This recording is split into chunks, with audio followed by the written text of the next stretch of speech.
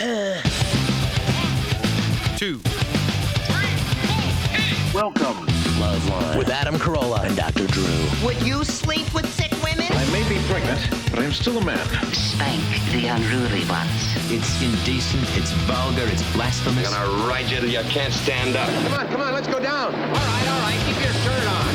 Loveline's meant for an adult audience. Loveline may contain sexually oriented content. Listener discretion is advised. Here's Loveline with Dr. Drew and Adam Carolla. All right. Phone number 1-800-LOVE-191. Fax number 310-854-4455. I'm Adam Carolla. That is Dr. Drew. He's a board-certified physician, an addiction medicine specialist, and I'm sick tonight, Drew. Yeah? Yeah, so you're carrying the show. Where's your carrot juice? I drank it on the way in. All right. I knew you wouldn't be sick without that. Yeah, I'm like, I'll tell you my theory on sickness. It's the same theory a lot of people have, like after the connecting rod goes through the side of the engine block, then they dump the oil in. Right. Thinking maybe they can remedy some horrible damage that could never be fixed by just 30 weight. Yes, there's another name for that other than theory. Maybe abject, massive denial. Right, it's denial. I abuse myself the entire week, and then shocked when you get sick. Then a day after I get sick, I start drinking juice. Yeah. And I drink I drink 4 ounces of carrot juice, and I go, what's up with this crap? It's not working at all. I feel like hell. 4 ounces, you take like 4 gallons. I know, but after 4 ounces, I'm PO'd that it's not working. You know, the love thing about this show, we were yelling at each other as we go into this show, and now we're friends again. Yes, we certainly are. And we'll be enemies in a moment. All right, so, and I took some, like, anti-cold pills. Let me explain the sensation I have with the cold pills. I was driving over here. I felt like I was sitting on my love seat going down the 405, and I felt like I was going about 10 miles an hour, and I looked down at the speedometer, I was doing 85. You know what I'm saying? It's not a good sign. Yeah. What'd you take? I don't know. What'd you take? I swear to God, I went into whatever my roommate has, a whole medicine cabinet full of junk, and I grabbed... Adam, please. I think I may be on birth control, actually. I'm not sure what he's taking. Come on. What do you mean? I mean, you could at least call me and ask me what you should and shouldn't be taking. Come on. Well, what do you mean? It was like, cold capsules. What? Contact, something like that? I don't know. They're all the same. It's a thing came in a box, a couple little tablets, and then I took a few more later on. No. Well, I waited like an hour and a half, but they were like 12-hour time release ones. So I'm flying pretty good about now, and thankfully I got a cup of coffee here, so all will be well. All right, Space, the band Space, not the Final Frontier, not the final. Drew, that's just the kind of nursing along I'm going to need tonight. Do you understand that? Here's what I want to. Here's what it's going to be like, Drew. Right. Now, usually you sit on your ass, you do nothing but answer pages, right? Right. Okay, this is what it's like. Right. Here's what I need from you. I don't need you to carry the show, but here's what I need. It's like there's a wall. It's a high wall, maybe 8 or 9 feet, and I can't get up it. It's a big comedy wall, and I need to scale it. How about you just give me the boost and I'll keep scaling? You're the guy who clasps the fingers and puts it under my heel and shoves me up to the top. All right? All right. All right, so Space will be in here in just a little bit, and until then, Jason. Yes. You're 18, you're on Loveline. Okay, I got a question for you. Actually needs a little bit of advice. My girlfriend, we've been seeing each other for about 6 months, and for about the past month, she started turning into my mother. In what way? Pretty much, she's just trying everything she can to ruin my life, calling me to make sure I'm home or where I'm supposed to be, trying to manage my money for me. How long you been dating her? What money? How long you been dating her? About 6 months. Uh-huh. Wow. Well, what's it doing to you sexually? Well, we're not doing anything. I mean... Anymore? No, we never have been. You never were? No. It's kind of hard to have sex with your mom. Yeah. I couldn't get my mom to hold still for 5 minutes. Is that an acceptable thing for you, to be in a relationship with somebody who's behaving like that? I mean, it's acceptable to a point, but it's just starting to get out of hand. It's not what you want. No. Not now. Later on, you'll want it. It's what she needs, though, right? I mean, this is for some reason, whatever it is about her family system or her previous experiences, this is what she needs to feel good and secure and gratified in a relationship. And it's not working. I mean, that's why you have different relationships. That's why you date people, to find out what you do and don't like. Is she a 47-year-old Jewish woman? No. No. How old is she? She's 20. Is there a reason she has to feel insecure?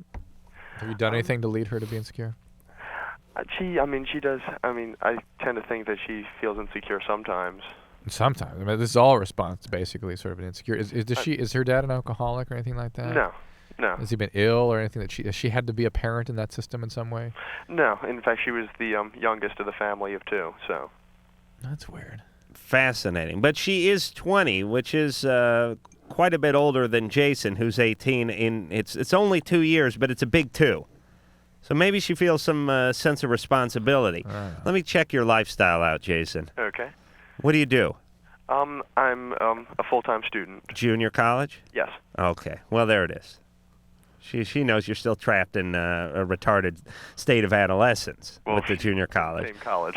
Oh, she goes to college too? Yes. She's got no business talking to you that way then. Okay. I thought, sometimes it's the roles in life, meaning if someone's working and the other person's going to school, then there's a definite sort of role situation. And being that she's a couple years older, I could see her shouting out a few mommy-esque commands. But she's going to junior college too, no excuse for that. Have you expressed to her your discomfort with all this? I've tried to, but well, why don't you do it? Make it more explicit and see if she can adjust. Yeah. If not, this may not work out. Wait a minute, I gotta find something out. Jason. Yes. You've been going out for 6 months. Mm-hmm. You're 18, she's 20. Yes. You're both going to junior college. I know what you're gonna ask. How come no sex? There you go. How come? Yes. We just decided to wait. Really? Just because it's not the right time. We both have our careers ahead of us, and we can't ruin them Jason, by mistakes. Don't let any of the administration at the junior college find out that you're waiting to have sex. That sounds way too sensible, and they'll probably toss you right out of there. Dolores. Hello? You're 15. Well, I have a question that I told them, and then I have a theory. Do you want to hear the theory? No. No? First the question. Okay. I think I have a third nipple. Where? It's right below my one nipple on my left. Now I want to hear the theory. Oh, the theory has to do with why I think guys are stupid. All right. No, I thought it related to the nipple. Let me answer the nipple thing. There's something called a supernumerary nipple that some people get, and it's not uncommon. You can get more than one, in fact. There's something called the nipple line that develops when you're developing the fetus. Like animals, right? Like dogs, yeah. And yours resorb, and you can develop just the 2 remain, but sometimes little remnants can be left behind. Not uncommon, Dolores, okay? What is your theory? Wait, I want to hear a theory. Yeah. Okay, I think, no, this is probably not true. This is just what I believe. I think guys are stupid because of their penis. Right. I think that it excretes some kind of enzyme that eats away at the brain. Well, No, I think it's more of a drainage of an enzyme. It's a connection between that and the brain. Yes. Perhaps the sperm is more important to the reasoning process than we've given it credit for, Drew. And the constant draining of that precious fluid may cause a drop in IQ. Now that'll go along with. Whatever you say, but that was so weird I couldn't even hear it. Max. I had trouble hearing it. Why? I couldn't concentrate on it. It was too ridiculous. It's too what? Ridiculous. Thank you. Max, 28. Hello? Hey. I am needing some advice. Max, you're a female. Pardon? Max is a female, okay. Right. It's short for Maxine. All right. Okay. I've been seeing a therapist since September, and I went in originally for grief counseling and trying to manage just a family situation that's going on. My grandfather's dying of brain cancer. All right, what's going on? And I'm spending a lot of time in Florida caring for him and dealing with my alcoholic grandmother and blah, blah, blah. And so I went into therapy to just try and manage dealing with all this garbage. And I've gotten really attached to my therapist, and That's he's good. leaving. No. He's leaving? He's leaving, and I knew he was leaving, and I just kind of avoided dealing with it or asking when. And, I mean, I had gone in just to deal with some particular No, wait a minute. Yeah. I mean, what more difficult? How is he teaching you to deal with this transition, with his departure? Well, actually, it just got brought up that I asked like last week when he was leaving, because I knew he was leaving. Where is he going? Well, this is the end of his internship, dissertation, whatever. Oh, all right. And Are you physically attracted to him? Yeah. Uh-huh. Is he a good-looking guy, or are you just so enthralled by his amazing mind? No, he's a good-looking guy, and I... What are you getting at?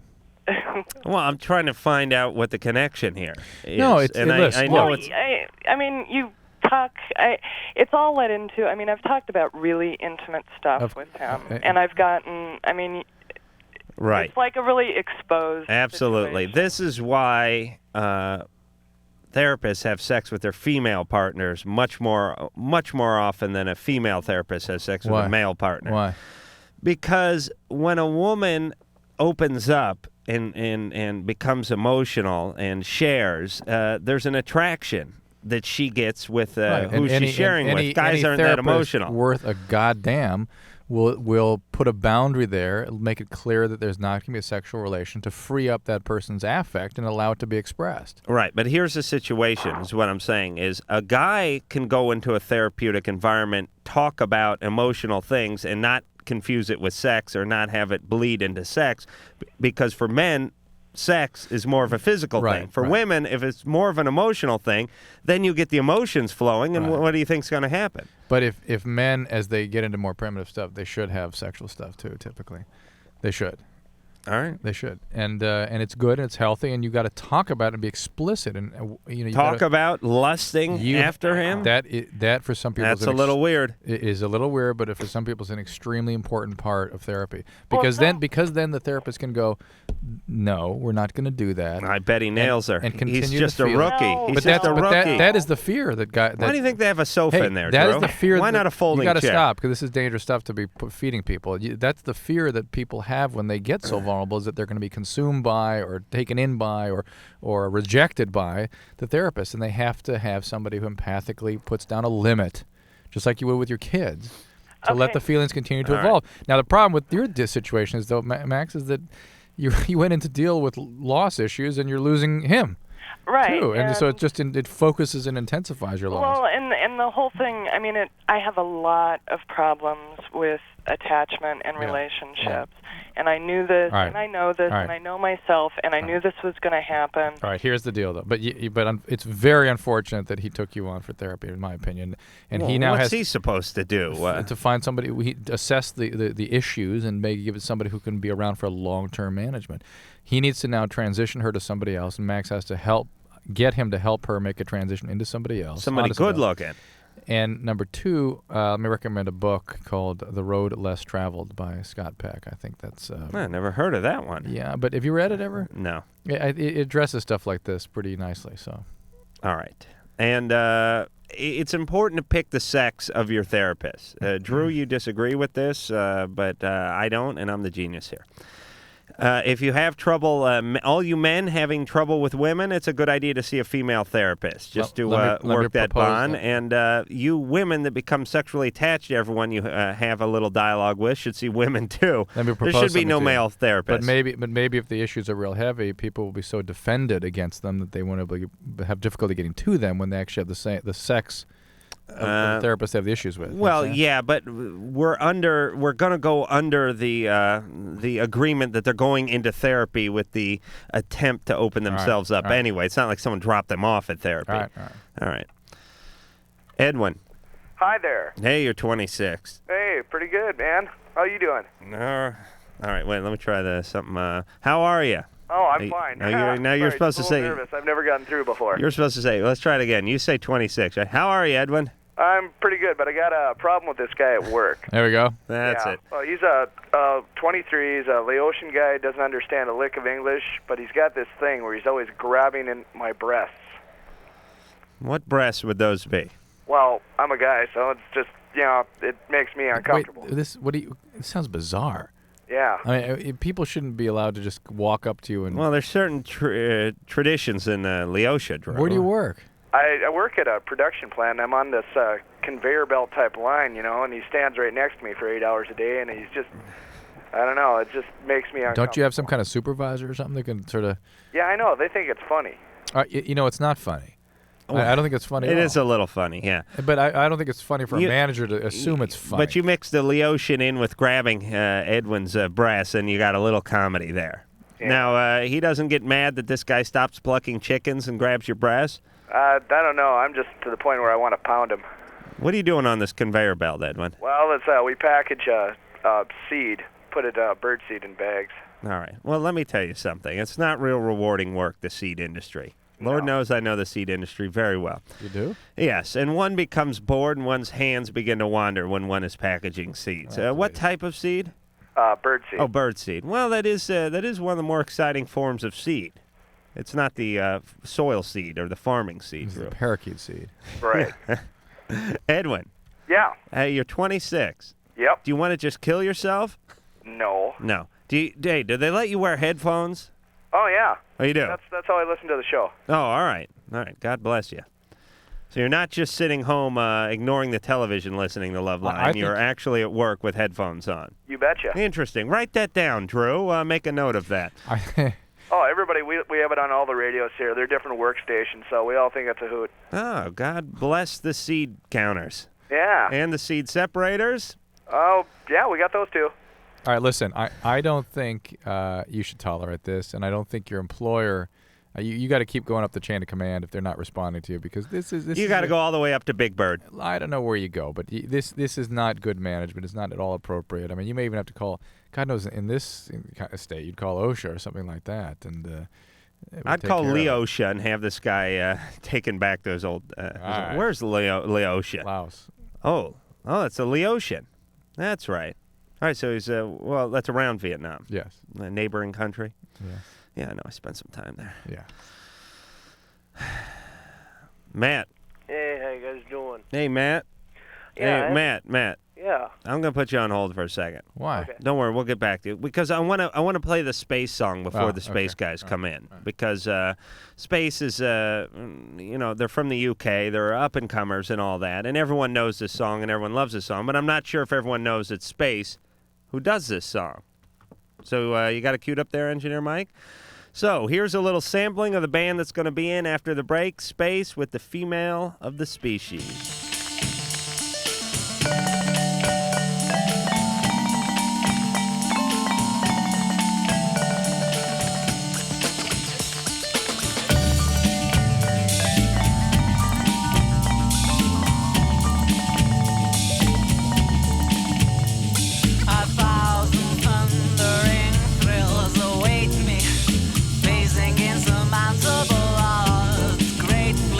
The female of the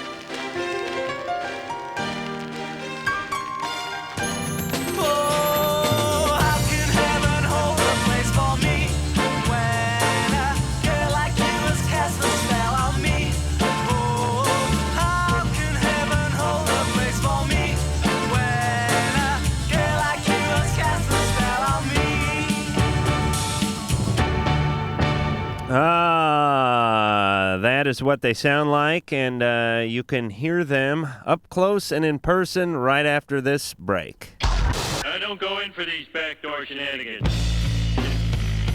Shenanigans. Sex, drugs, rock and roll. Shenanigans. Chips, dips, chains, whips. Shenanigans. Basic high school orgy type of thing. Loveline, I'll be right Shenanigans. back. Shenanigans. Shenanigans. Shenanigans.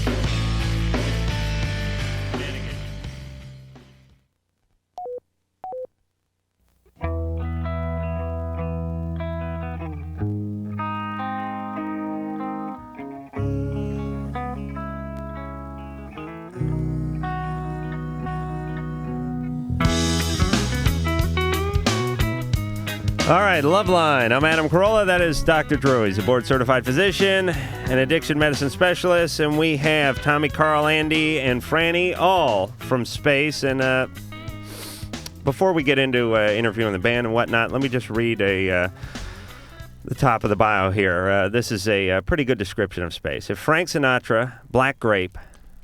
We had Black Grape on the show. Oh, yes. They were the Butterfinger Reese's Peanut Butter. Oh, I think they're kind of a-holes. Do you know those guys? I like them. Yeah, we know Sean a bit. Like. They're a little rowdy.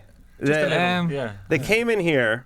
Whoever was wrangling them went to the liquor store and didn't buy like when you go to the liquor store, you want a Butterfinger, you want an Abba Zaba bar. They bought a whole bag. I mean, it's like they emptied the The counter. guy just emptied. Yeah, he just emptied the shelf out. It was like Halloween, and he dumped it out there, and there's 40 candy bars, and then they got like a couple of 12 packs, and they just drank and ate candy. And I like candy, and I like beer, but I don't like to wash candy down with beer. Did you say it was Reese's peanut butter? Yeah, there's a lot of... Well, I actually like them. You can't get them in England. Oh, you can't? No, that's what it is, but like we've had friends who've been over here and have brought them back to England, and the good munchies, like... Yeah, what is it with the England and the food? I've never been there, but I hear that they would boil peanut butter cups if they had a chance, wouldn't they? All right. You guys, by the way, put your headphones on because when we start taking calls, you're going to need those to hear the questions. And there should be some volume knobs down there you may want to monkey with. Anyway. Those are the knobs. If Frank Sinatra, Black Grape, Ray Davies, and Cypress Hill were to have an orgy, the bastard love child might be space. And I think that's a pretty cool description. Yeah, that pretty much sums it up, yeah.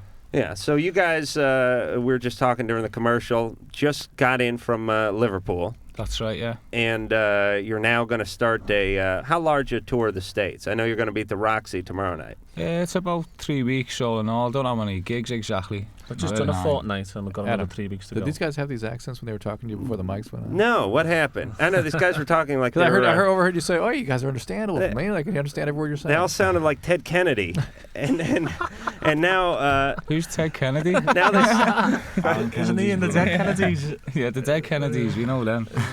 Yeah, now they sound like Sean Connery on like a pony keg or something. All right, so let me just give some plugs for the band before we get rolling here. Tomorrow night's the Roxy. Saturday is the Concourse in San Francisco. Then Tuesday they'll be at the Metro in Chicago. Thursday they'll be at the Shelter in Detroit.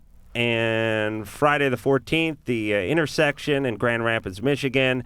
Top Cats, they'll be there on the 15th. That is Saturday in Cincinnati. And then Irving Plaza on the 21st of March. That is in New York. And there's a few dates in there, but we're not in those cities, so why alert people that can't hear you to be alerted? Frustrate them. So you guys are going to be real busy. Yeah. Yeah. And do you like that?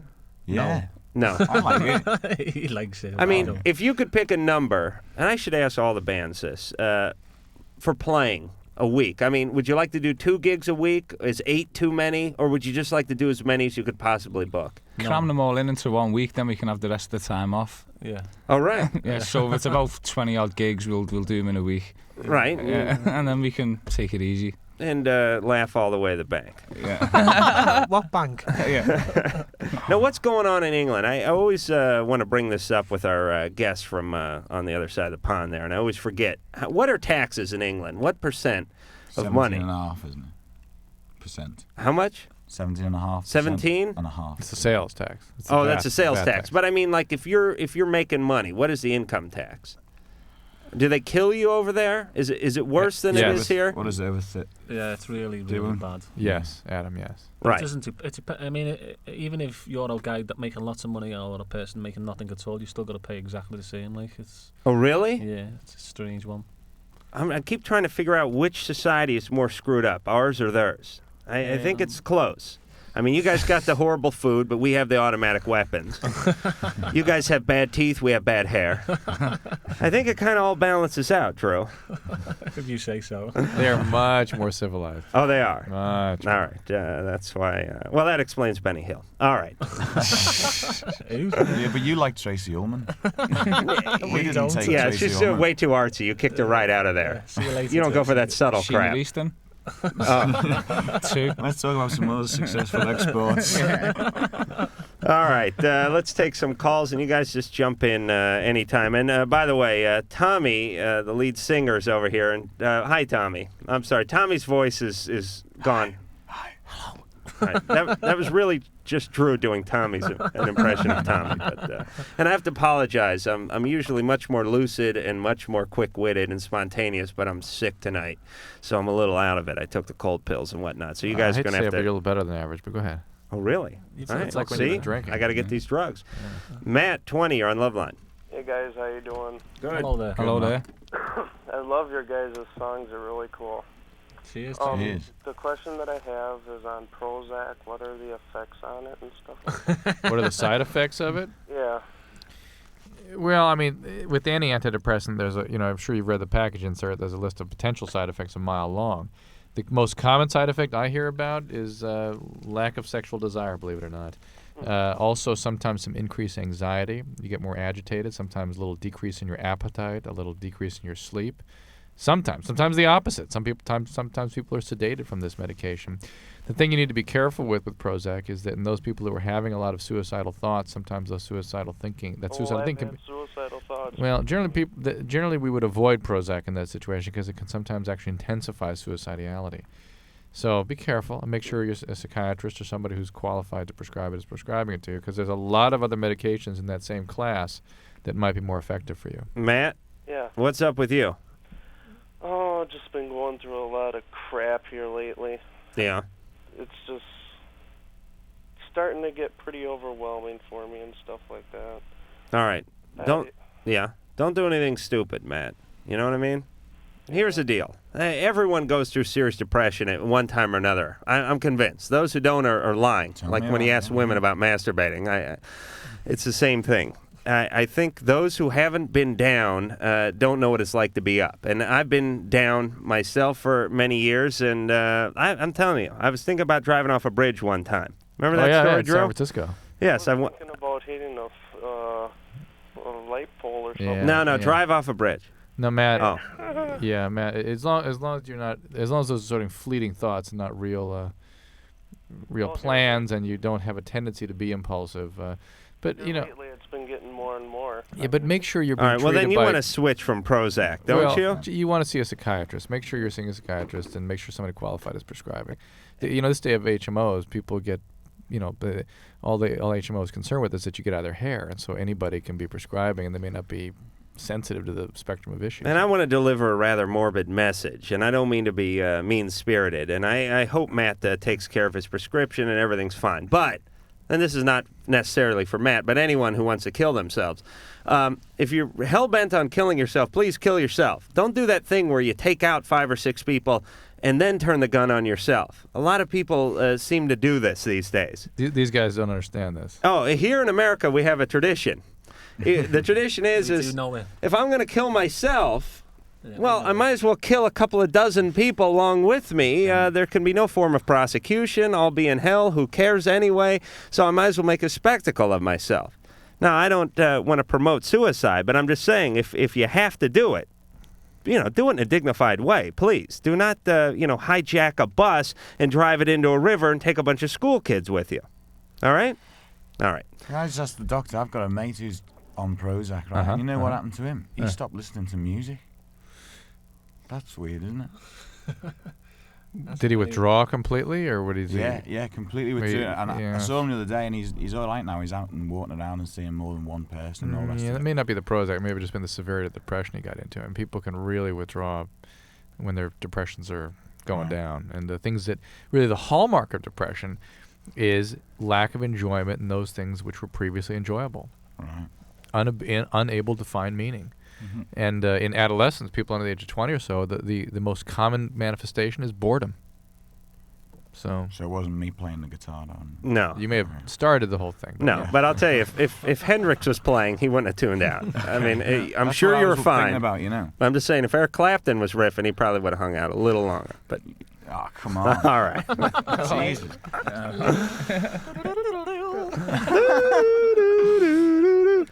Melissa. Hey. Hey, you're 23. You're on with Space. Well, my problem is sometimes after having sex, I get this really, feeling of sadness or loneliness. It doesn't happen all the times, but it's happened enough over the years. What are the circumstances in which you're doing this? Well, I don't know. Just sometimes, afterwards when it's over. No. Is this like with somebody you love, you've been in a relationship with 2 years, or is this some guy you meet at a bar? Well, no. Hold on a second. Melissa. It's happened with everyone. All right, Melissa.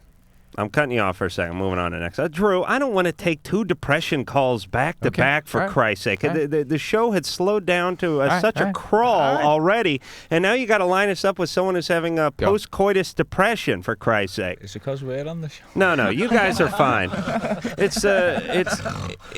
Drew likes to turn certain. What is it? When Tuesday night is Night of the Damned here on Loveline. Drew, what are you on, mate? Margaret's on. He needs to be on something. It's coming back from Monday, I think. All right, we'll get back to Melissa. There you go. Okay, this is a more exciting call. Please, Drew, show some judgment. Or try not to show so much judgment. yeah. Morgan, 19, you're on Loveline. Hi. Hey. I like that band that's on right now. They're very cool. They're pretty, yeah. Oh, yeah? Pretty music. Pretty music or pretty? Well, it's just pretty. It sounds. The music's pretty. Yeah. Okay. Yeah. Can you take this color off then? My problem is that a few months ago I started exposing my boyfriend to S&M and stuff like that, and now I can't get him to have normal sex. Right. Every time we get started, it's like a production of Cats. He wants the lights and the music and costumes and stuff like that. Long before the beating begins? Well, yeah. Right. It's not beating, not really, really hardcore, but it's the ropes and props and stuff. Right. He wants some fanfare. I do too. I like a little applause when I disrobe. Well, no, it's just that now we can't have just. You don't wear a boxer's robe or anything, do you? I will enter the please. bedroom like a heavyweight entering the ring. I'll actually climb under the comforter and pop up the other side. I'll do a little shadow boxing. I'll move around. And then what I do is, then the psych out starts. I will psych my opponent out. I will stare the woman down. Yeah, but it's by the time we actually get around to When the landlord is usually in between us explaining the rules, I will actually stare her down. And I will get them to submit, oftentimes right there during the stare down, and walk away with a TKO before the opening bell. Morgan? Yeah. What was your question? I can't get him to have sex normally. Right. Well, this is what happens when you experiment. With drugs or sex or whatever, you expose someone to something, and there's a good chance they may just pick it up and run with it. He's not going to come back, is he? Yeah, but how do I get him to stop? Because it's completely ruining everything. It's by the time Have we you told him this? down. Well, no, it's by the time we actually get down to do it. Wait a minute. I've lost the mood. Where is he? He's out right now. No, he's not. He's right there. He's out. He's doing what? Buying a leather mask? Where is he? Talk. He's tied up at the moment. All right. He can't talk. He's tied up. I know he's there. She's real funny, huh? All right. All right, Morgan. Morgan, you haven't told him yet? I've kind of briefly mentioned it. Morgan, Really please, come on. You let him in, you can lead him away. Not only that, you call a radio station, you can tell us, you can tell him. Right. You can tell people who don't care, but you can't tell the one man who does. Okay. All right, Morgan? I don't think he'll be offended by it. And just, just like any other preference issue, people need to assert, not wait till you're aggressive and resentful. Right. Assert what it is your needs are. I think you would like it if I was more aggressive. I mean aggressive in a punitive way, all right? I know. All right. All right. Thank you. All right, Morgan? Okay, bye. All right, next time you introduce something, introduce Jehovah. That'll straighten him out. What? Well, I just mean he's gone too far over the edge sexually because she introduced S&M to him. So now if she would introduce Jesus Christ or Jehovah or something like that, I think she could pull him a little closer to center. Oh, I see. Okay. Yeah, sure. Can you believe that we get paid the same amount? Doesn't that seem preposterous to you? Not at all. Really? I'm sickened by that fact. He sits there with a smug look and thinks Good Radio is nodding his head and answering his beeper. I bust my chops in here every night and we get the same damn paycheck. Is that true? There is, yes. It is, isn't it? You better not be getting paid more than me. But what the look I'm getting across the table is, why am I not doing more? All right. He thinks because he wears this doctor badge that he's, it entitles him to a big fat paycheck each week. All right. We got to go to break. I need to blow my nose. Drew's going to blow a band member. And we'll be back with Space, Drew, and one lucky band member after this. I began to float up and away from my body. Lady, you better get back here. If you're not here when Loveline returns, they're going to be pissed. Float. Pee on this stick for me.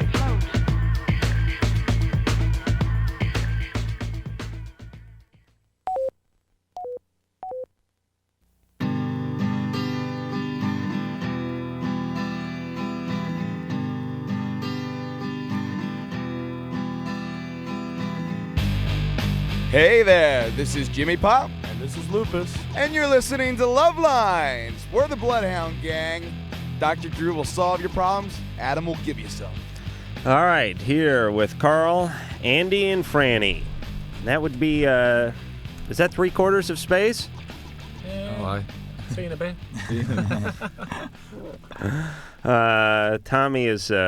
Tommy's convalescing in the hallway, I guess. Is he sick or is his voice gone out? His voice worn out. Well, it's not worn out, it's just a bit sick. It has been worn out. It's mending. Same thing I got. All right. Drew is here and I'm here. Okay. Phone number 1-800-LOVE-191. Fax number 310-854-4455. The name of the CD is Spiders, and we'll hear something else off of that a little bit later on in the show, but it's back to the calls we go. Susie, 24, you're on Loveline with Space. Well, hello. How's everybody doing tonight? Great, Susie. Hiya. Hiya. I'm looking forward to seeing you guys March 13th in Detroit. Nice one. Thanks. I already got my tickets, don't worry. Oh, well but done. I do have a question, and it's about the prostate gland. Go ahead. Could you give me some information on it? I'm not too familiar with it, but I heard, because I don't have one, apparently. So I was just wondering how it can be pleasurable, I guess. It isn't necessarily. Okay. But it can be. For some people. Yes. But I wouldn't go there unless somebody specifically already knows that that's something they like. Right. How do you find out? That's what I'm saying. A 24-year-old male should know that by now. They should? Wouldn't you think? Would know whether or not he No, I don't know. I don't know about that. No, I'm not in touch with my prostate. I mean, we're not as close as we used to. We had a falling out in the mid-'80s, and we haven't spoken in some time. when you were about 24, you knew there was nothing you were into by then. Yeah, but I don't know. I think maybe somebody could get to my prostate, and I might enjoy it. Oh. What do you guys think? Do you enjoy that sort of thing? Do they have prostates in England? No, we lost them a few years ago. They all came over on the ship. That's something we did give to America. All of our prostate. First off, is prostate cancer is as big and as prevalent in England as it is here? I would imagine it would be. Yeah, I've seen it in a couple of men's Just health needs more clubs. promotion, really, doesn't it? I mean, No, it's there. Some front headlines. Because this is the all that self-check stuff, you know. number one form of cancer for males, isn't it, Jerome? Yeah. Oh, yeah. Actually, it's the number one form of cancer, period, I believe. Except for the deal is it comes on when you're old, and now they just think they should just leave it alone. They don't even operate because you'll die of old age before you'll die of the prostate cancer. I study asses as a hobby. That was just published about 2 weeks ago, that article. And that came out of I'm right on top of came out of everything, Sweden, Drew. I think. All right. So, Susie. Yes. You want to explore your boyfriend's prostate? Yes. Uh-huh. He seems pretty willing, He does. but doesn't know what exactly the prostate does and what it couldn't harm him. He's just a little worried. I told him it wouldn't. No, I mean, I'm just gonna massage it. The prostate is just a big immune gland, basically, that protects the urethra and protects the bladder from infected material coming up into the higher areas of the urogenital tract. It's also a secretory gland in that it produces a bunch of lubricants and juices that ultimately become semen. Oh, really? Or add to semen anyway. And they also keep the tract lubricated and function normally. I mean, it's an important part of the normal function of the male genital tract. All right, so some safety tips. Use lubrication and roll up your sleeves. All right? guys. Have a good night. All right. Thank you. All right, and take off any jewelry or watches or anything, any valuables. You know, on the plane over, these all... on the plane over, I was sitting next to a porn queen. Really? Yeah. Which one? Haley, her name was. Haley. She's the pizza delivery girl. I don't know if you've seen that film. Or Bend Over. Have you Bends seen that over, one? anabolics. She's an American porn No, queen? she's English. Oh, really? Yeah. I thought we had all the porn queens. Oh, I bet we've our got porn one. queens are better than your No, porn queens. I've got one. I think so too. Debbie does Dallas. That's cool. Yeah.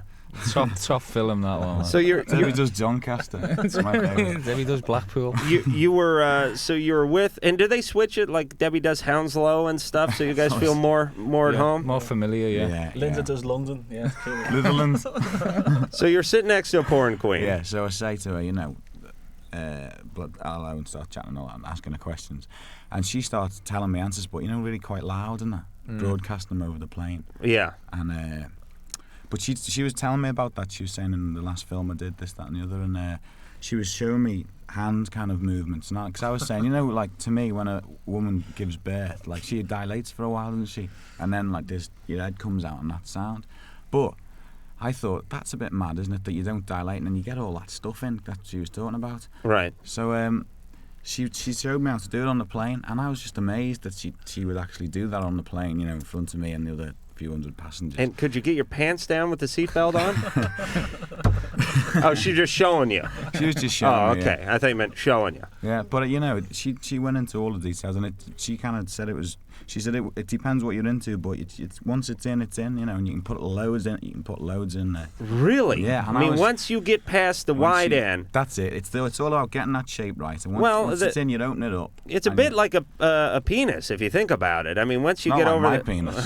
Your hand, he's showing us his hand, by the way. No, you're it's right. not like my penis. No, but once you get over, certainly if I just pulled a finger off, you could agree with me. But once you get over the sort of the hump, the rest is smooth sailing.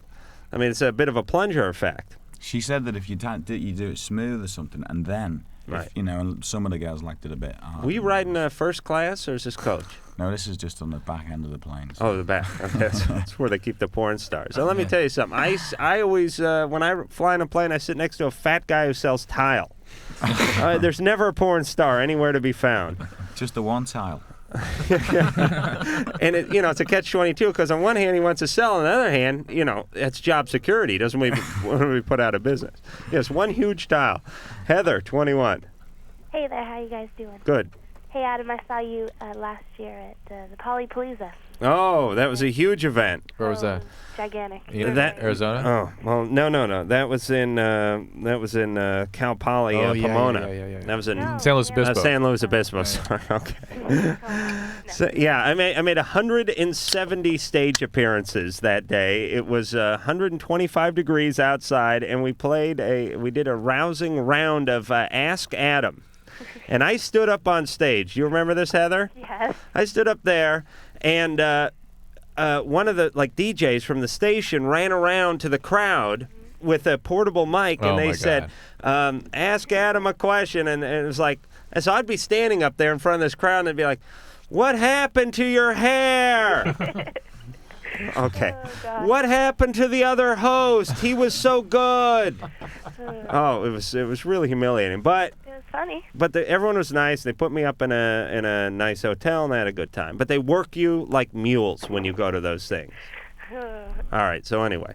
Okay. Well, here's my question, and it might be, well, it's kind of a weird question, but I have an old boyfriend that I used to date 3 years ago. It was my first everything.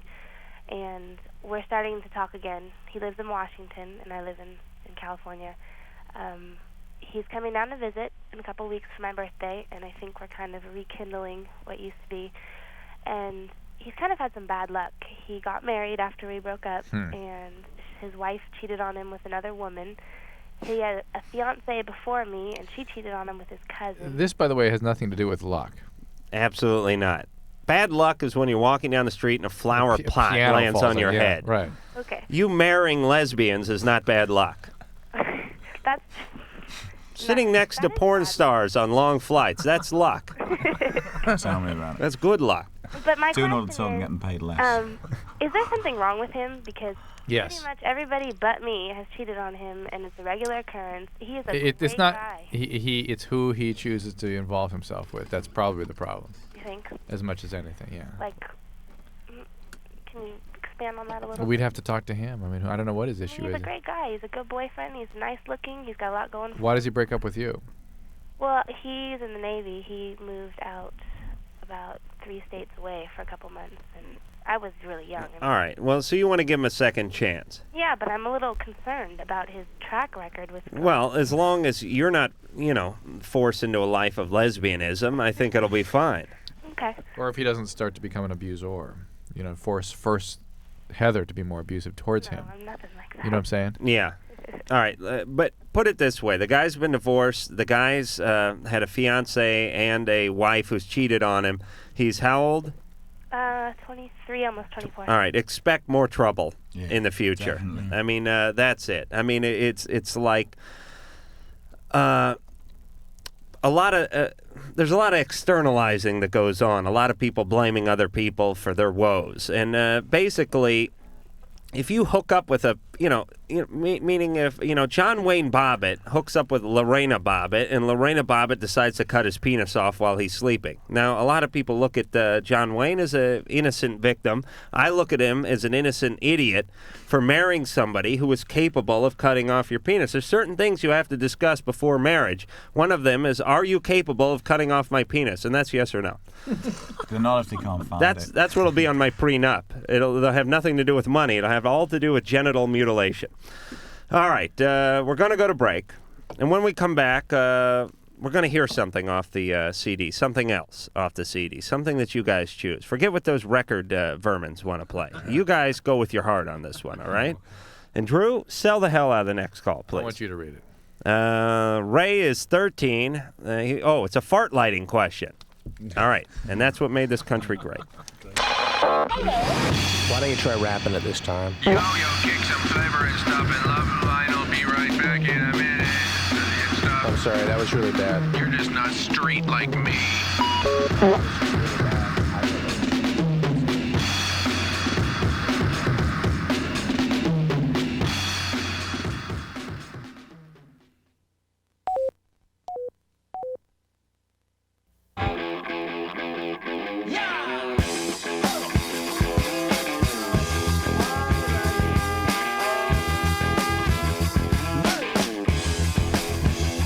Well, it's the boys from Cake. They're a cool band. Very nice guys, too. And they got that trumpet going on. I love that trumpet. I'll tell you guys during the next break about the time I tried to smoke marijuana out of my dad's trumpet mouthpiece, and he found it in my room. That's one of those faux pas you make as a teenager. All right, Space is here. Drew is not here, and we'll be back in 10 seconds. This is Loveline on Radio Station.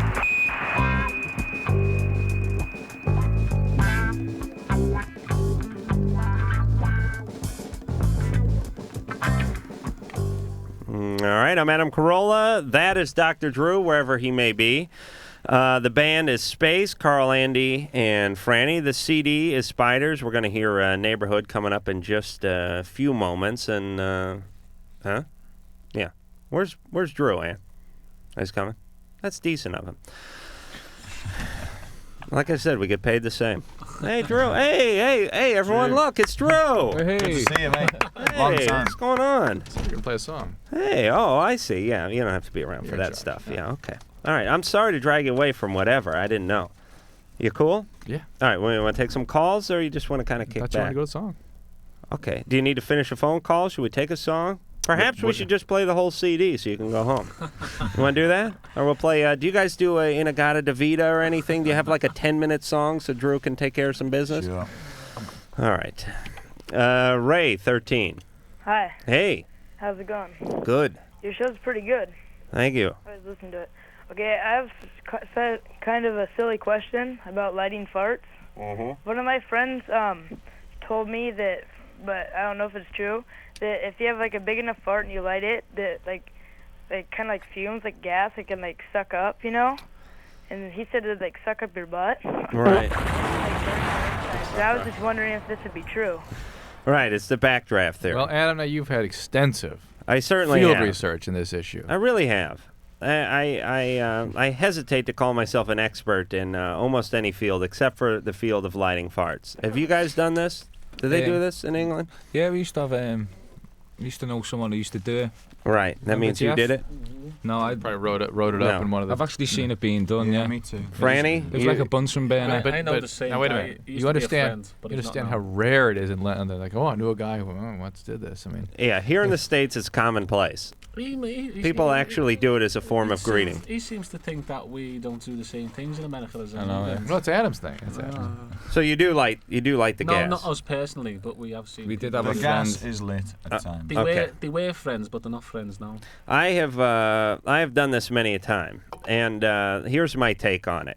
I've never once tried this with a bare bottom because I was just going to ask you that, Adam. you might as well spit in the eye of the devil if you're going to try this. Especially if you got a lot of hair. Yeah, and I do. Yeah. I could go up like a brush fire with the Santa Ana winds blowing. You could finish it off, mate. You know. No hair underpants. And my whole thing is there's certain things I don't want to be found in certain positions if I ever pass away. I don't want to be me as well. You know. I don't want to be found in the bathroom with a noose around my head and my penis in my hand. Well, it's like my mother used to say to me, you know, always wear clean underwear every morning just in case you get knocked over by a car. Right. It's that theory, isn't it? It's Like that. your farts. Yeah. Right. I will do it in denim. I will not do it in corduroy, although I have done it in past, and I've had a few beers, and in retrospect, it was a mistake. I will not do it in jammies or anything flannel or linen. I will, however, do it in corduroy, or I should say denim with a lot of confidence. And it doesn't seem to obstruct things at all either, by the way. And no, I've never heard of anyone being exploded internally. Drew, has that ever happened? Has it ever happened? No, not that. Well, I've heard of people having problems. There's a famous story out there. I don't know of any factual problems with this. Right. There's a sort of an urban myth about a guy who put a hamster in his butt, and the other guy used a lighter or something to find the hamster, and the hamster broke wind, and it's a little far fetched. All right, so Ray, hamster light in the match. you'll be fine. Okay. But here's the thing. What? You'll want to shut the lights off before you do this because it's like having a 4th of July show at noon. Mhm. It's really not much effect. You really got to get the lights. Yeah. All right, Ray? Okay. All right, and I've done this many a time. I'll tell you who are most impressed by this, women. I'm dead serious, guys. Who'd you do in front of? I have done it. I had an old girlfriend who coincidentally is now was a stripper out here and is now living back in England where she was originally from. She was from Hounslow. Surprise. Her name is Lindsay. Lindsay. Yes. All right. Yeah. Famous Lindsay. Her stage name. But she actually stood up. She'd never seen this. She was 25, had never seen anyone line up fart. She actually stood up and she pulled a sofa pillow up and she actually protected herself with this pillow, which I took some offense to. It's just funny, people's impulse. She's like, what are you going to do? I'm lighting a fart. She's all right, I'm going to stand over here and I'm going to protect myself behind this sofa pillow. Didn't you impress somebody on a road trip to Las Vegas or something? Is that? I've done this twice to Vegas. I did one time, me and 3 or 4 comedian buddies on a road trip to Vegas at 3 in the morning. I lit gas the entire way to Vegas. And another time in a Winnebago for a bachelor party in Vegas with about 8 guys I never saw before. And let me tell you something. They all acted offended for about the first 150 miles or so. And then he was king. But they were begging for it by the end. They were begging for it. And when I yelled, when I made the call, get the light, guys were tripping over each other trying to flip that light switch off. Oh, yes. No one can turn from a fart. I guarantee it. If I had the Pope and Mother Teresa here and I said, I'm going to light my fart, they would object. But when they saw the lighter moving toward the pants, they would stare like a kid at the circus. Absolutely. Second coming. I've got a mate. Can I just ask you then? So, lighting Yeah. farts, is there any particular type of fart? Because I've got a mate who does loads of farts. The other day he did 56 in one day, right? And I was impressed. Really? He tallied 56? His girlfriend kept tally. He couldn't. Oh. Keep it right. Right. He was spending Oh, too you're much angry. time. Right, tensing his muscles and that. She must be proud, this woman. Carl, you've got some strange friends, mate. I could see her in the kitchen, Well, and Fran, don't deny it was you. Anyway. she's like in the kitchen. He's in the living room. Honey, what was that? 53 or 52? I was getting something out of the fridge. We're walking down the road. You'll phone him home, you know. But listen, so what type are the best, to light? It's really hard to tell. Can you tell his stomach? No, I'll tell you, every time you get gas, it's like spinning a roulette wheel. You don't know. And that's really what makes it so special when it does pay off. Yeah. You don't know. Some, nothing. Some will just blow the lighter right out. Yeah. Others, huge. So does it take the smell away? Is that the whole point? Yes. Now, this is a story I've told about a month ago, but it bears repeating. And this is how I know it takes the smell away. So I'm driving in a Honda, very small car, and there's 4 of us, 2 in the front, 2 in the back, and all the way to Vegas. And it's one of these things where I used to do a late-night improvisational show, and we all decided to pack up into this Honda and take off. It was 12 midnight, and we're going to make it to Vegas by 4:35 in the morning. And I had gas the entire way. And the entire way, I was in the back seat, and I had both my feet up on the headrests of the seats in front of me, much like a woman getting some sort of exam. And I was lighting them all the way. Well, after about my 75th fart, the girl who was in the front seat was getting nauseous. She was at her wit's end. She said, "No more of this. I'll not have you light another fart." And and the headliner was coming off the car and everything. So right as I lit the lighter and started toward my butt, she rolled the window down in a hurry. What a bitch. Now, exactly, but she paid, and I'll tell you why. Because I broke wind the exact second that the wind from the outside caught the lighter, blowing out the flame, and pure gas filled the cabin of the Honda, which destroyed everybody in it. Classic. Look, I've got to just tell you this quick one. A friend of mine says, same guy actually, I've got a new one. When you're in the bath, right, and you have a fart in the bath, right, you know when the bubbles come up, he said, take a pint glass into the bath with you, right? Put it underneath the water. Right. So it's full of water, isn't it? Fill it with tip it upside down, put it by your arse. Oh, you fill the glass with the water. So the fart, right, goes up. Now he does this. This is the same couple, right? Right. So he does it, and the oxygen goes. If it is oxygen, doctor, I don't know what it is. Methane, I guess. Methane, yeah. And it displaces the water. Right, so it displaces the water, so it goes up the top of the pint glass. So you got like a little inch of pure fart, haven't you? Right? Oh, and it's being trapped by the water at the bottom of it. You've got it there, right? So what he does is he waits for his girlfriend to come into the bathroom, right? And then, come over here, babe, gives a kiss, right? So she leans over the bath, and it's his moments of absolute pleasure. He pulls the pint glass out the water, and all the water falls out, and she just gets a nose full. the inch of fart, there it is. That's spectacular. Class act. That takes some skill out of it. Everything I said about the British being more civilized, I take it all back. I'll tell you, if you ever wanted to get kids involved with science, this would be the way to do it. Forget all this goddamn beacon and Bunsen burner bull crap. You got God's Bunsen burner up your rectum. All right. Can somebody explain to me, what is it about grown man? Room full of grown men are 9 years old, just with the mention of flatulence. Well, here's the situation. I think I put it very well when someone said to me, "What is up with the obsession with the lighting the farts? Why is that such a big deal? Why do you care? Why are you so proud of that?" And I said to them, "Listen, there's no other orifice you can shoot fire out of your body from. I mean, if you think about it, what other opportunity do you have to actually shoot fire out of your body? You're a modern-day dragon is what you are. If you learn to fly, you could make a movie with Sean Connery doing your voice." All right, little Dragonheart reference there. Rebecca, 21. Yes. 29. Hey. Oh, 21, yes. Yes. What's up? Hey. I love you, man. I love you. Anyway, I have a question about my girlfriend. We've been going on for about a year and a half now, and we keep having about the same problems. And I handle them differently, and I feel I've matured a little since then, since we've had our last big fight. But it's heading towards the same direction, and I'm wanting to handle it the same way. I mean, I can feel that inside. Which is what? Well, she gets overwhelmed with her personal problems, and she's got an ex-husband and a daughter, and problems with that. And how old is she? She's 29. Oh, did you mention that? No. All right. Drew mentioned that. That's right. All right. So she went ahead, started a family and everything, Right. and then found out she was lesbian later on in life. All right.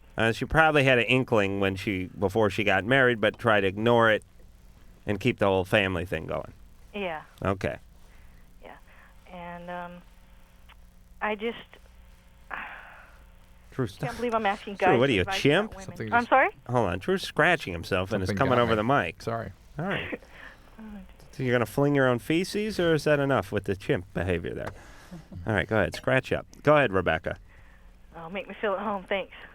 So anyway, I just want to know the best way to handle this. I don't want to. The last time I totally turned my back on her. I'm still not clear on what it is she does. She gets overwhelmed with her problems and shuts me out.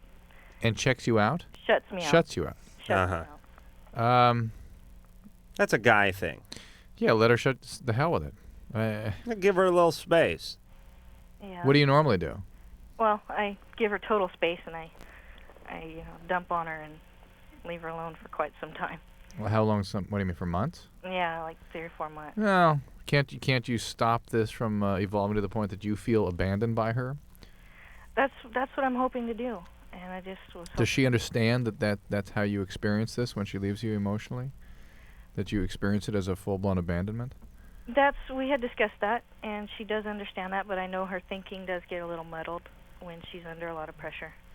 Can you be sort of, I don't want, the control is not the right word, but can you sort of assert yourself ahead of this and sort of make a plan on what you can do for yourself so you don't feel so alone?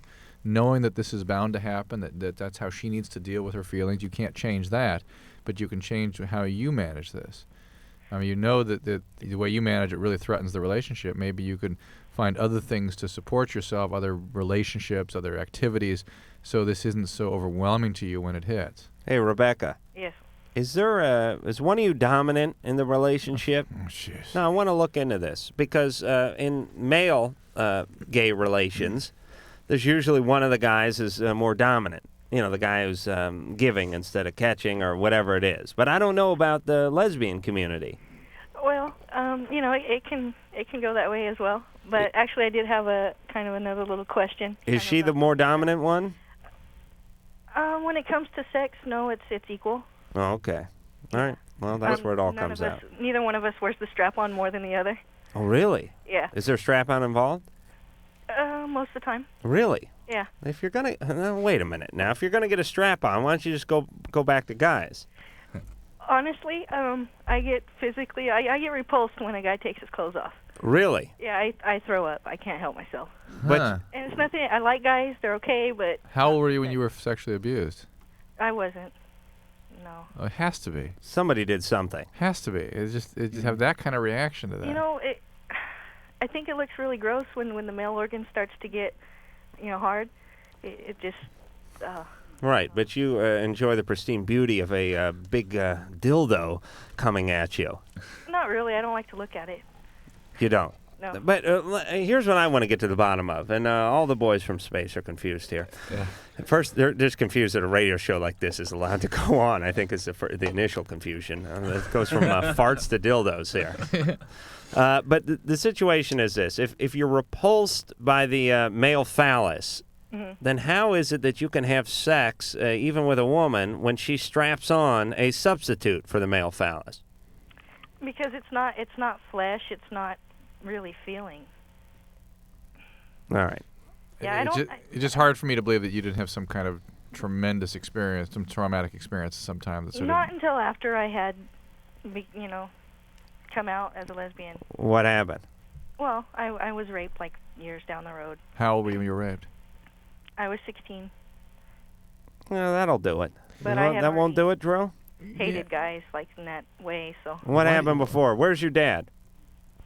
Right now, I don't know. No, how about when you were 10 years years old? You want to gamble on this one? Oh, yeah. All right, hold on, Rebecca. Yes. All right, listen, guys, did you bring any money? Plenty. Yeah. I don't want pounds either, or some sort of something with like Margaret Thatcher's head on it or something. I want real American currency here. Yeah, okay. All right, get $1 out.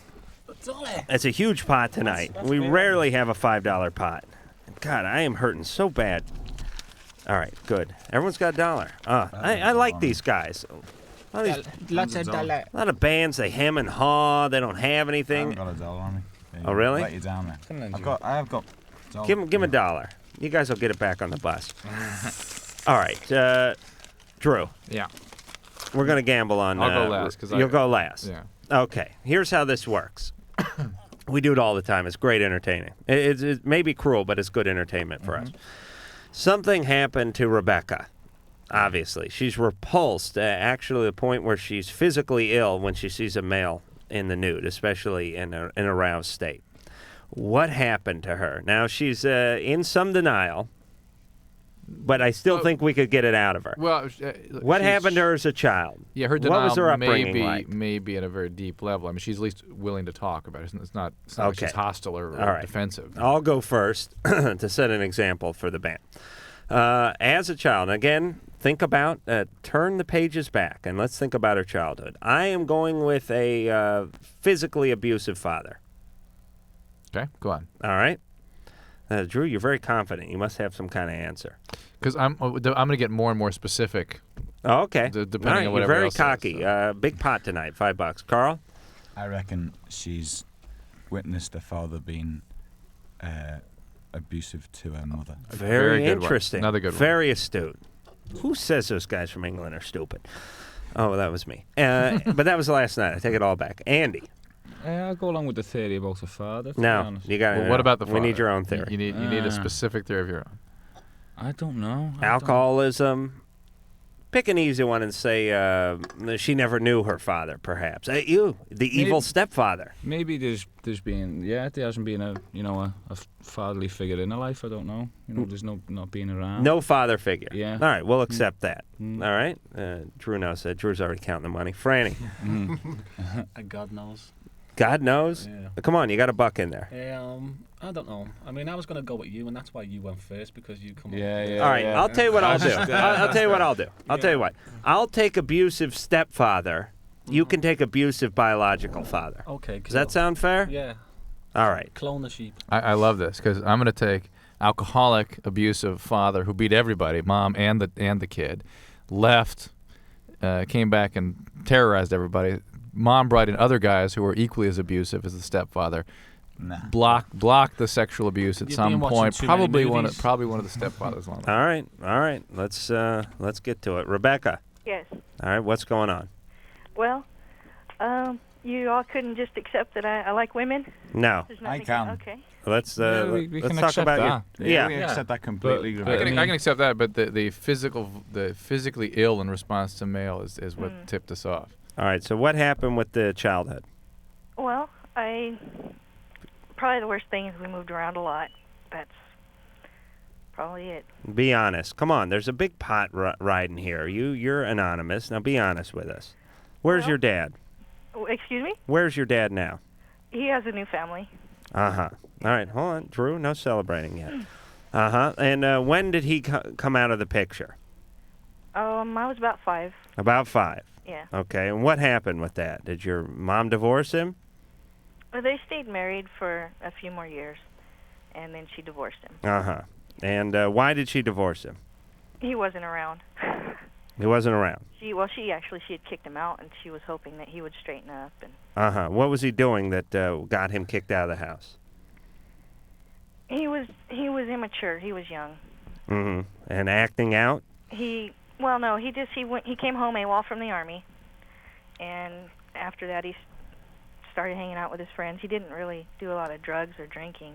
Not that you know of. And how did he treat your mother and yourself? Actually, he was pretty good. No physical abuse in any way? Not in front of us that I know of, no. No. You never saw him lay a hand on mother? No. And he never laid a hand on you? No. All right. Never heard about mom being hit in any way? No, I haven't. No. All right. And when he was kicked out of the house, what about the next guy? Well, next guy didn't come along for a couple of years, and they stayed married for 6 or 7 years. And how'd he work out? He was okay. He was disabled and didn't do a whole lot. All right. If he could get up, would he have beaten you? I really don't know. No. if he wanted to. Or All right, so he didn't do no physical abuse from him. No. So somehow you just got sickened by the sight of a naked man all on your own. Yeah. Okay. Wait a minute. Don't you get the strange thing? I mean, There's a weird vibe there. Yeah, yes. you had no experience of your stepfather? No. Not really. We lived up in the mountains, and he showed me how to split wood, and that was about it. Mm-hmm. You lived with a guy from the age of 6, 7 to 14, and he just sat around. That's the only experience you had of your stepfather. Pretty much. Oh, well, he was mean in his own right. He would throw the dog to steak. Okay. Yeah, I mean. Was he naked when he showed you how to split wood? So he would get violent at times. What? He would get kind of violent at times. No, not violent. He would just, we'd have to eat beans, and he'd get steak, and he'd give the dog the leftover steak. I mean. All right, so that's a little on the abusive side. A little. I on don't the mean to abusive sound side. sarcastic. Profoundly. Well, maybe abusive. she really loved beans. I don't know. Beans are good. I'm No, just wondering, Rebecca, why all this? Rebecca, why are you so protecting these guys? Why such denial about this? Why? I don't think I'm in denial. I mean. Well, you just told us the guy would eat steak in front of you and let you eat beans. And give the It's your remainder to the dog. It's your father. That was my stepdad, and I don't think that he's the reason I don't like guys. I don't care. We're not talking about the reason you don't like. Forget guys. about that. We just want to talk about your past. Don't be so defensive, Rebecca. Well, I get that a lot. Why, what made you this way? And I don't think anything made me this way. I don't care what. Nothing makes you that way. Well, Let's assume you were born that way, Rebecca. But let's talk about what actually happened to you, the abuse you suffered at the hands of these men. Well, I don't think I suffered any abuse from them. That's the whole. You don't. No. So you think Drew, you have triplets. Do you often have them eat lima beans while you eat? I'll take the Oreos and dangle the four of them, and then throw it to the dog. Put it right in my mouth. I'm not denying that wasn't any, that didn't hurt my feelings or anything. Profoundly abusive, Rebecca. Come on. And anyone who could do that is capable anybody of plenty. doing that is a horrible person. Well, I can see. I wouldn't do that to my kids. All right. That's maybe right. Eat a steak before I would, but that's right. Of course. Of course. All right. So, Rebecca. Yes. You've screwed up the whole gambling system. I hope you're satisfied. But I would look into, and it doesn't mean you're not a lesbian. Go have lesbian love and enjoy yourself. But realize that there may be more to your past than you're giving it credit for. And this is why you're having the chaos in your relationship you're having. Not because you're lesbian, because you've had very abusive parents. Right. Well, I'm not too sure about that, but. All right. Well, here's the deal, Rebecca. Okay. Here, let me explain denial because we're going way too long and we got to go to break. But listen, deny as long as you like. That's fine. Say the past was fine and that you grew up in an average family. That's fine. But whatever problems you have today will persist as long as the denial persists. Okay? All right. All right. So it's your choice. All right. Now, who wins that bet? Nobody. Nobody? Because we couldn't find the truth. There was no. Nah, I don't know, though. But we can only go on the truth as much as they can tell us, and someone's got to win. Franny, what was yours? Same as yours. Oh, that's right. Andy. Everybody went for abusive I think dad. Andy may have gotten close everybody there. kind of went for abusive dad. I mean, that's why No, I didn't actually. I said no father, no man about family. Abandoning abusive dad. I mean, that's sort of whatever. You're just No, Andy. I think Andy may have gotten that one. No, I'm not giving him any dollar of mine. Andy doesn't get it? All right. Then the pot will ride. The pot will ride, and we'll get a more honest caller, and we'll figure this out before the night is up, I promise you. All right, running late for break. We'll get to the break. We'll hear something off the Space CD, and we'll live to gamble again, I promise. People of Earth, we were going to help you. Yeah, we were. But you don't need our help. No, you don't. You have Loveline, and you're a bunch of sickos. This is Mission Control. Loveline will be right back.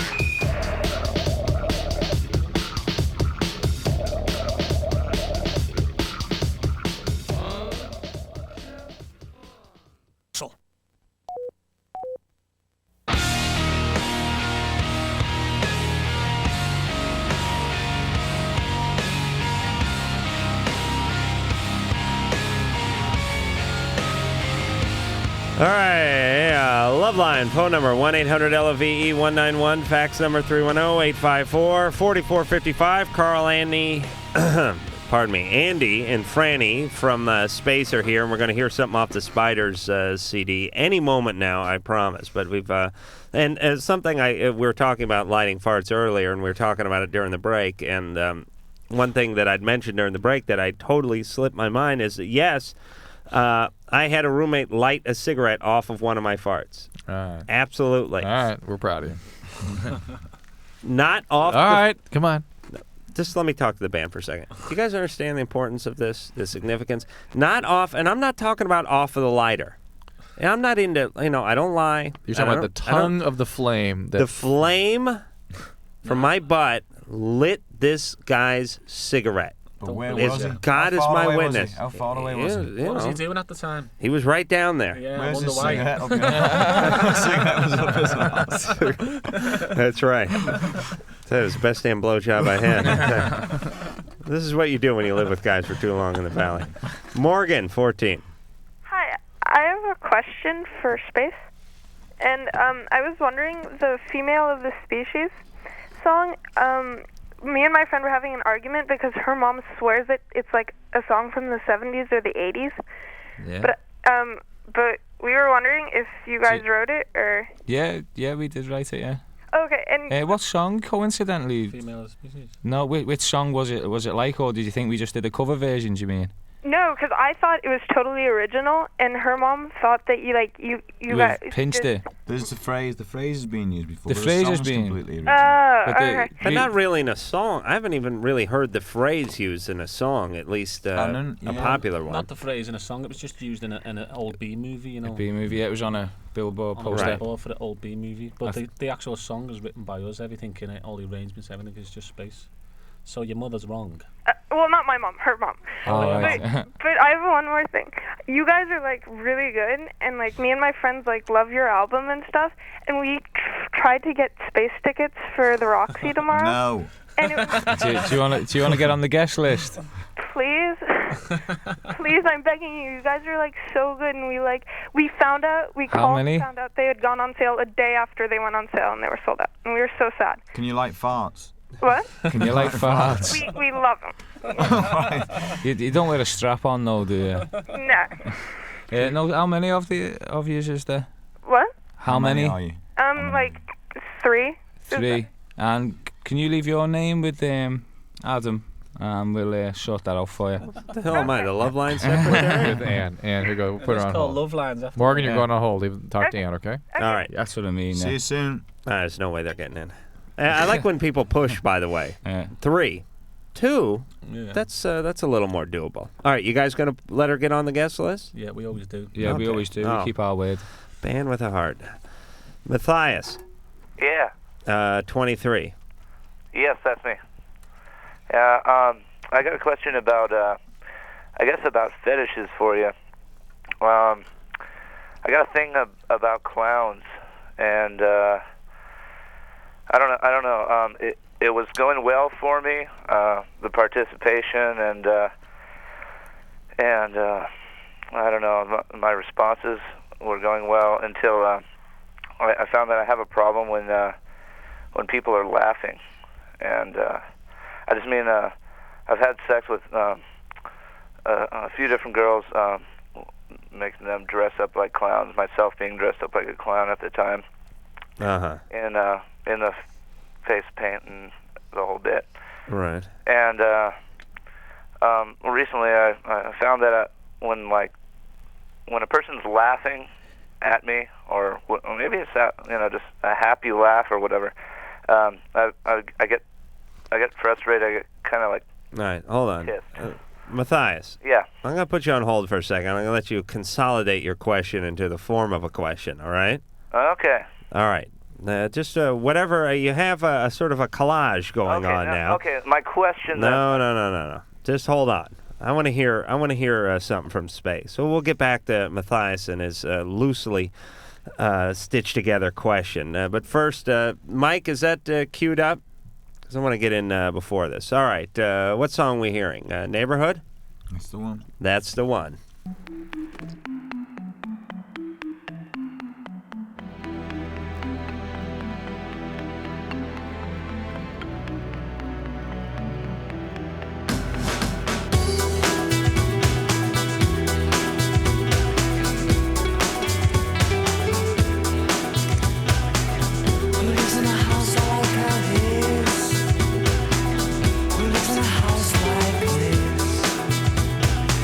number 69, there lives a transvestite. He's a man by day, but he's a woman at night.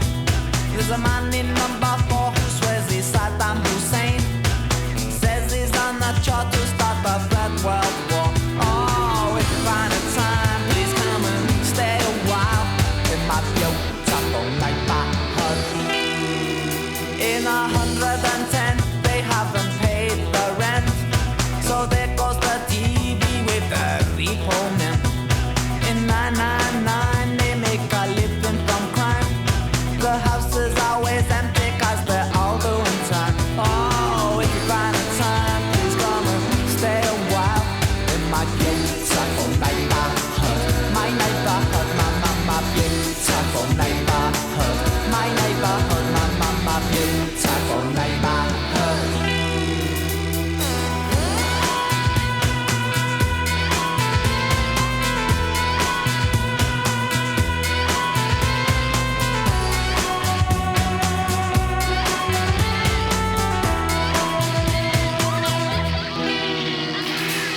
Who lives in a house like this? Who lives in a house like this? In number 18, there lives a big butch queen. He's bigger than Tyson and he's twice as mean. In 666, there lives a Mr. Miller. He's a local vicar and a serial killer. Oh, if you find a time, please come and stay a while in my beautiful neighborhood. My neighborhood, my beautiful neighborhood. My neighborhood, my beautiful neighborhood.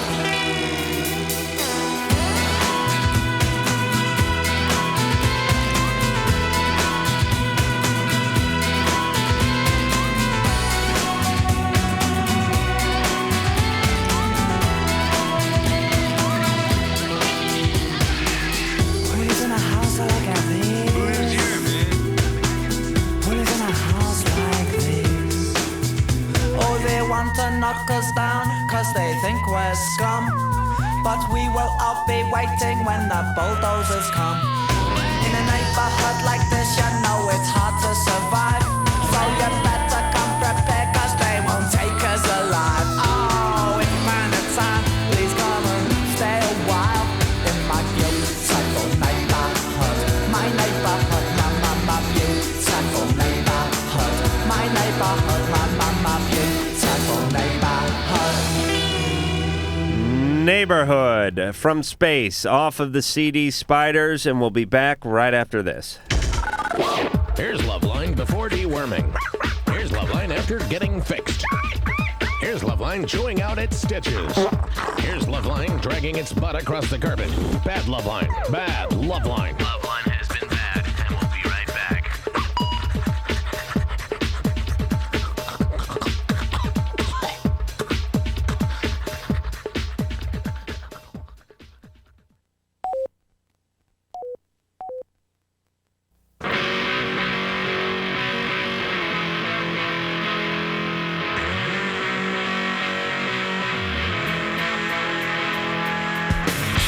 All right, back with Carl, Andy, and Franny from space, and Tommy is in the next room with a lozenge. He's not feeling well. Yes, he's putting his big shoes and rubber nose on. All right, when we left off, we were talking to Matthias, but Matthias was having difficulty formulating a question. Let's see if he got any better at it. Matthias, 23. Yeah. My question would be, what should I do about my problem with this laughter thing? Since clowns are sort of typically prompting of laughter. All right. I mean, when someone's laughing, I feel like laying pipe on them, pissing on them, whatever. I feel like anger actually about it. So I'm wondering how to get past that. Any kind of laughter? I don't know. I guess I kind of take the laughter as. Whenever you hear laughter, whoever's No. Well, I'm talking about when I'm having sex with a person that's dressed up like a clown with me. Right. They can't laugh. And they're laughing, and I don't know. I get frustrated about that. Sometimes it Now, makes me. do you dress as a clown as well? Yeah, most of the time. Uh-huh. Yeah. I mean, where do you find these other promiscuous clowns? Is there some sort of clown brothel or something? Are there? no, I train them. So you get a girl, Right. a girl that has no clowning experience. Well, sometimes they've got some previous clowning. Well, yeah, sure. All girls have a little clowning in the background, and that's an important element. I look for a girl that's had some. I like a plate spinner. How do you get somebody to do something like Juggling's good too. Yeah, mime is nice. I don't know about neighbors never complain with the mime. Yeah. Although you can't tell when they're orgasming. That's true. Quite as hell. They'll give you that big eye thing, but you never know if they're faking it. They usually are, I think, mimes. But I don't like mimes. I'm into the color. Right. And so you find girls that have had some clowning experience, but maybe not seasoned as clowns, but maybe just sure. Everyone's picked up a big nose and big shoes at one time or another and put on and don the clown makeup. Well, I mean, I've been doing it since I was a little kid, clowning.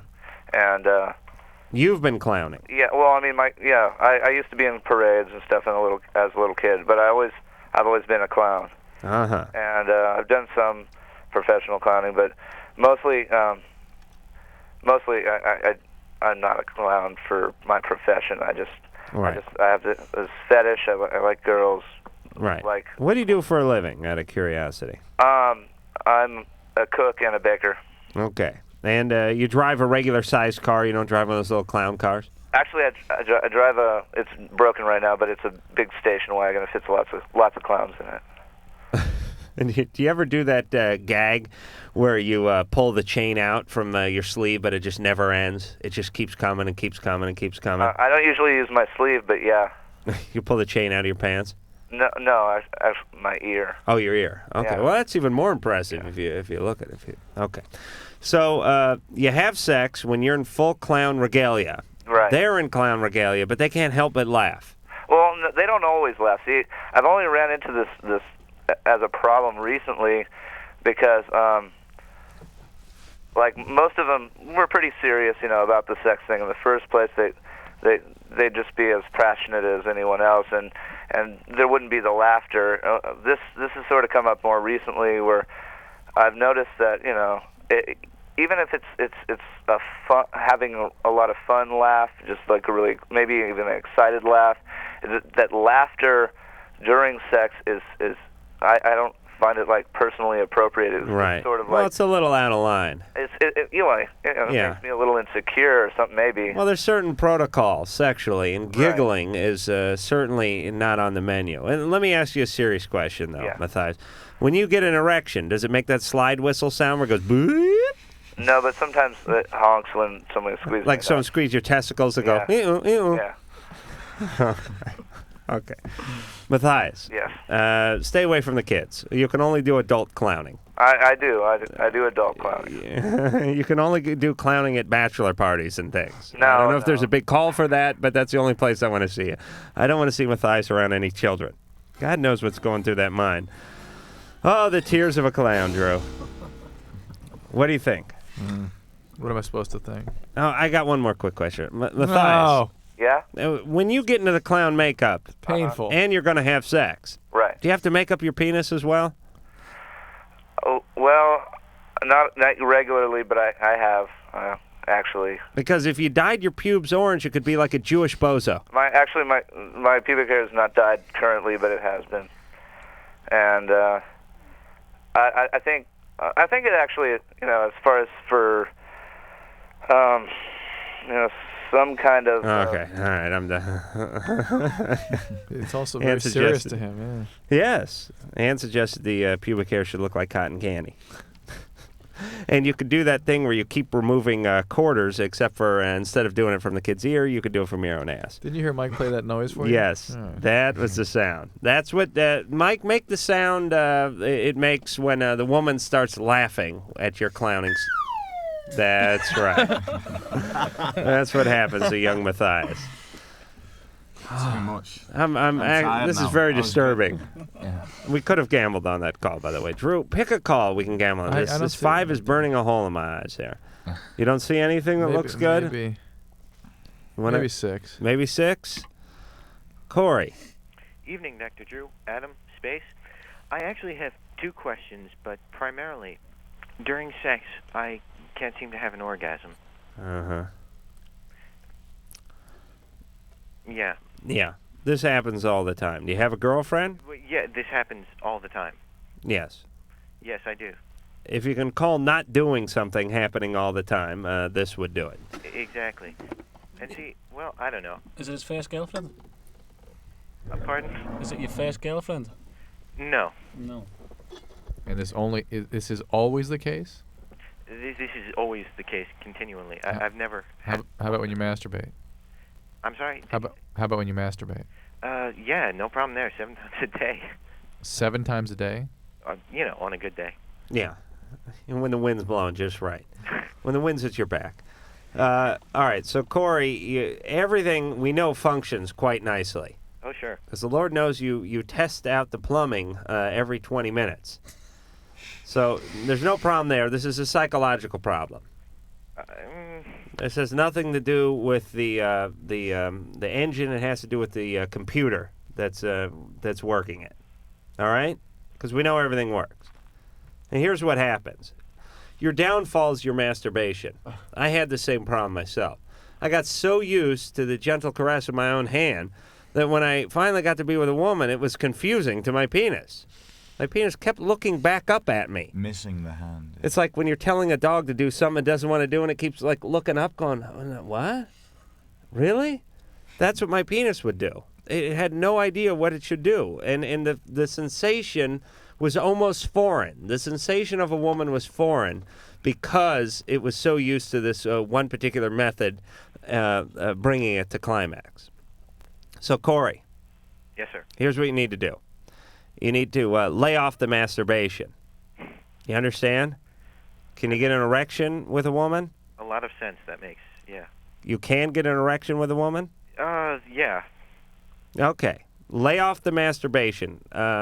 I'd say a week, but for you that'd be 122 times. So I'm going to go with 3 days. Please, I don't care if you have to take a ball-peen hammer to your right hand. Do not masturbate for 3 days. When you're with your woman, you'll be like a champagne bottle at 11:59 on December 31st. You will be that ready to go. You guys know what I'm talking about? Mm-hmm. Yeah. These guys are going to sleep. Yeah, you guys have had it. What time is it? Like 6:30 in the morning or something for you? Yeah, something like that. All right, but listen, we got about another 2 minutes of show here. Let's not fall apart. Come on. This is what makes this country great. We rally. You know that word? Do you have that word in England? Rally? Yeah, we rally about. You know what's rallying about? I'm not talking about going pub to pub and getting loaded and feeling up birds. I'm talking about pulling it together and rallying, getting behind a common cause. Oh, great. Pulling yourself up. Please. Franny, sit up straight. Now, come on. Approach the microphone. For Christ's sake, there's 3 minutes left in the show. Reno, oh, Jesus. All right. Drew, do you see what a bad influence you are? The boys see your laxed approach to the show, and they fall right off with you. The penis is very dysfunctional. Thank you, Drew. Is it that, or is it your my boring diatribes? Your brilliant, shining examples of entertainment. All right. I'm guessing a little each. All right. Listen, we're going to go to break. When we come back, we'll have a minute worth of show to occupy. I want your full attention. No, it's going to feel like 60 seconds. Ernie, the world's fastest drummer for Loveline. Hi, when I'm not drumming, up a storm. What was the rest? Very dysfunctional. Loveline will be right back. If it's not, sue me or something.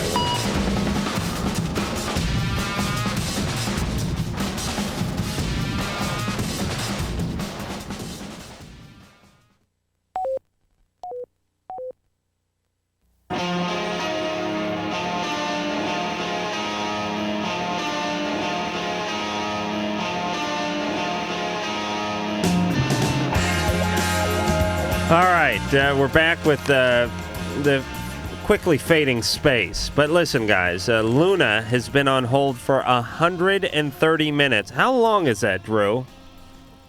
2 hours and 10 minutes. Right? All right, and counting. So let's just say hi to her. Luna, 15. Thank you, God. Hi, Luna. Hi. Yeah. Well done. I'm so tired. Well, my question, well, it's not really a question, it's just kind of a feeling I've been having. I'm sorry, Luna, we're out of time. Go on, tell us you're Don't tired. play like that, I'll kill you. I'm kidding. My friend, I just found out, like, the weirdest thing tonight around, like, 3 hours ago. She had sex, like, last May, and first of all, I'd consider myself more promiscuous with guys with her, and that's not very much, you know?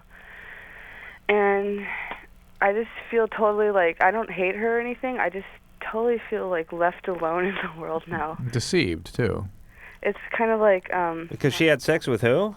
she had Somebody. sex with some guy, like, because she was curious, because at the time I had my boyfriend, like all her all her best friends had boyfriends. Well, so and she just felt wanted alone. to know what it was like or whatever. She felt alone. And you don't have sex, is that right? No. I'm like waiting. And Look, keep waiting. Believe me. Well, Although I mean, I don't want to run out and have sex. no, she is gonna. I suspect regret that she's had sex. She did. She was like so embarrassed. Yeah. Well, Luna- when you do it for the sake of doing it to get it over with, unless you're a guy, you regret it. As a guy, it's a huge burden taken off your shoulders. I hate to state it that way, but it's the God's honest. You That's get the way I've heard it, because I'm a tomboy and all my friends are guys. But Luna, just examine why you feel differently about her, why you feel abandoned, what that's all about. Because you're really not abandoned. Certainly, you could be deceived, and you could feel kind of differently about your friend, given the choices she's made and who you thought she was and who she's actually turning out to be. But it's not about you; it's about her. And while you're examining that, go ahead and examine why you've been on hold, why you chose not to hang up after an hour and a half. She felt alone. It's happened 3 hours ago. She had nowhere to go, and she was coming She here. phoned in 3 hours ago. Yeah, Drew. that's This the must point. have happened 6 hours ago. But she was connecting with somebody, which is good. That's a good instinct. Reach out to people. That'll All help right, you with let me kiss the band's ass for just one brief second before we go, because we're running late.